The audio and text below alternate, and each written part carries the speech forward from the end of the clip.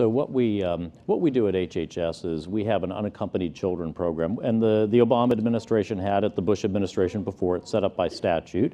And what we do is we take care of any minor children who enter the country unaccompanied, as the name says. It's for unaccompanied children. And historically, those have been children who have come into the country by themselves, or their parents are in another country, have sent them up here.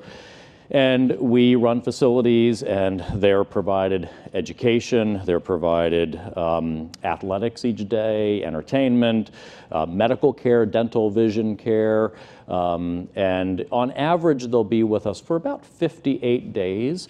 And what our job is to work to find them sponsors with whom they'll then be placed. 50% of the time, historically, they're placed with their parents, and about 40% of the time they're placed with other relatives, and about 10% of the time non-relative sponsors. So that's the history of how the program operates. And of course, now with the individuals who are entering the country illegally being charged, just like you or me, if we were charged and arrested, our children don't stay with us if we're in jail, they then become unaccompanied. And so any children who are coming into the country illegally with their parents were being given to us.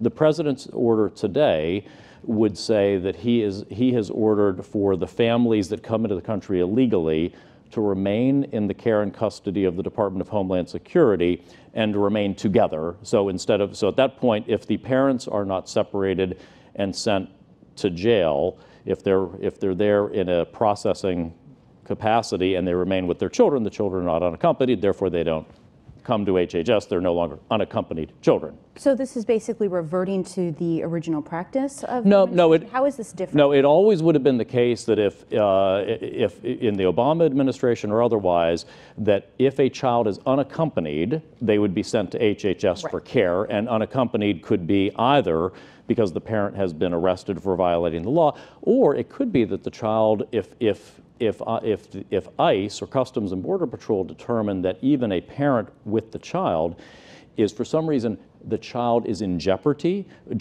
or in any way at risk, that child could be then taken and be unaccompanied and given to us also. Those would be other circumstances. But with now the ending of the catch and release policy, so then the individuals who enter the country illegally being charged, the kids become unaccompanied, they would become in our care.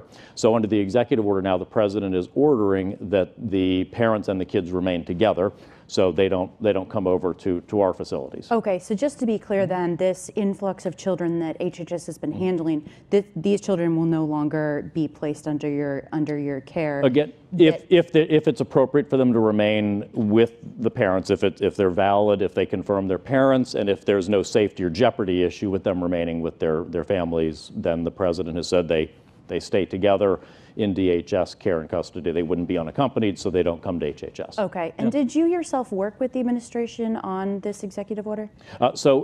We get the children once they're unaccompanied and take care of them. So immigration policy isn't really what we at HHS do. That would be the Department of Homeland Security working with DOJ and the White House. So you didn't have any input into the announcement the president did? So what we do is if we get kids, the unaccompanied children, we work to take care of them.